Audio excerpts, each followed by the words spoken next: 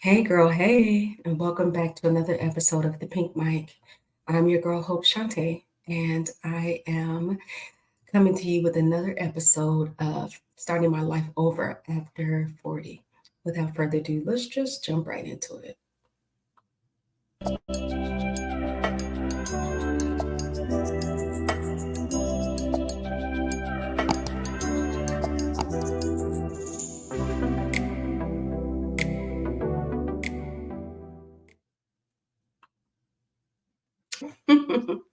So, you guys, last week I ended my week on going a little bit into detail of leaving the state that I've always known and the emotions that came with that. I thought it made sense for me to jump to the nitty gritty of what I'm learning being in a totally new state. And so I am legit in real time learning myself. Can you imagine what that feels like? I am in a space where I'm learning myself while also learning my daughter, who's in a new state and is now like becoming a young adult and learning her life and how she wants to govern it, and also learning new people. Like it, it's a lot. It's a lot, but it's a good journey. I definitely have noticed that I am worn out more than not, emotionally and mentally, because everything in me is constantly aware um, of everything that I'm saying and not saying, doing and not doing, because I'm trying to figure out what version of me I want to show up as, if that makes sense. As we are not monolith human beings. There's different versions of ourselves, like the way we show up with our families, with our loved ones, in our work environment, and things of that nature. But I'm remembering that I am over the age of 40, and my ultimate goal is to marry these versions of myself. I want to eliminate as many masks as possible. I just really want to get to that sweet spot where I'm showing up in a way to where I'm always proud of the impression I left in every area and every room that I am in. And so that is what I am learning. Going into what I'm discovering here in my new state, I'm discovering that I feel more free here emotionally and mentally than I did in my last state. And I can imagine it's because I get to reintroduce myself not only to myself, because I'm reintroducing myself to me, and I'm also introducing myself to other people. And that is exciting. It's more exciting than it is scary. And so I am really constantly reading, journaling, praying, searching, and I'm also observing. In your life, you're always going to need some sort of a role model or people in front of you that move in a way that you wouldn't mind emulating. I don't want to be anybody but myself. Like, I genuinely adore who I am as a human. Like, I love me. But even while loving me, I know there's areas of my life that I want to become better in, more mature in, more solid in, and more secure in. And so I am looking and watching how people move and how they react in certain situations and the things that they are going for, and like creating a space for me to take from that and also marry it with who I currently am so that I can be proud of the new version of me moving forward. And so I hope that really makes sense to you guys. With me not knowing what I like, I am actually trying to put myself out there. I've actually signed up for three different opportunities to volunteer, and that is one that I'm doing now. Actually, two projects that I'm working on volunteering with out in the community.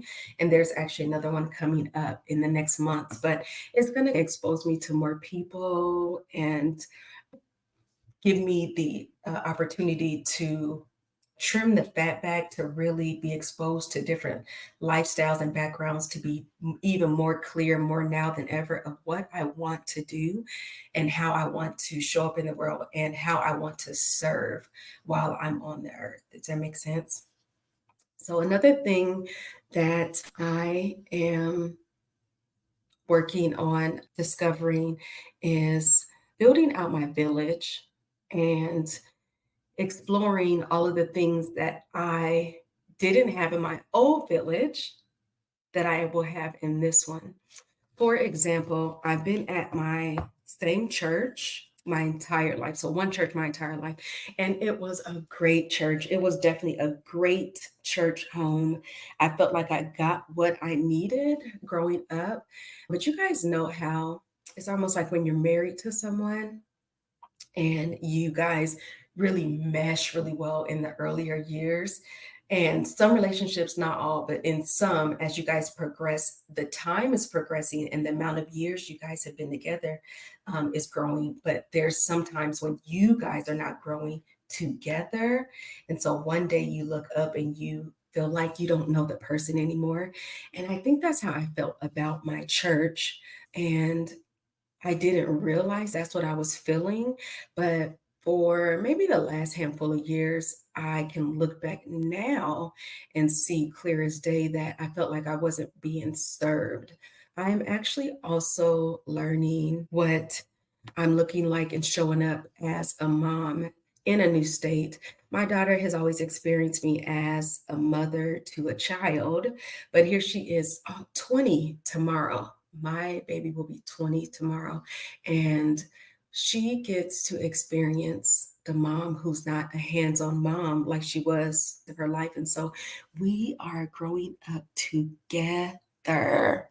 She's learning what it is to be a young adult. I'm learning what it's like to be me in a new state. And she is getting to see me work through that in real time. Being raised by an old school mom, my mom was very much the exact same mom, even till this day. She's very like, you only see the professional side of me, the professional mom side of me. And it's not too often I get to see the other side where she really just lets her hair down. And so I am wanting to see how do I show up like that for my daughter because I don't really know what that looks like per se, but I'm learning and I'm excited to meet the new me, the new mom in me, because I haven't met her yet. And so you and I are going to meet her together. Another thing that I'm discovering is, you guys, I am totally revamping what I'm looking for in a life mate. And with me being in a new state, I get to rip up my old list and start that list over all the way because I want to do things differently. Being raised to be a help, I always showed up as the help. Always showed up as the help. So because I always showed up as the help, I really didn't look for help.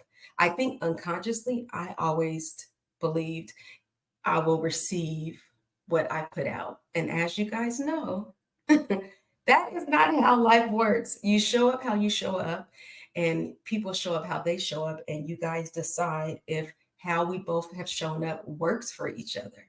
It's like going back to the love languages. Everyone has different love languages. And even though I show up as hands-on help, that doesn't mean that you're going to show up for me as hands-on help. And so I am really learning to look, to watch, and observe way more than I say or way more than I do. I want to end on the conclusion that I'm in a space where I get to paint the portrait of my life. I know that is tough, but I know that I can do it. So, you guys say a prayer for me. Okay, you guys, until next time, I will talk to you soon.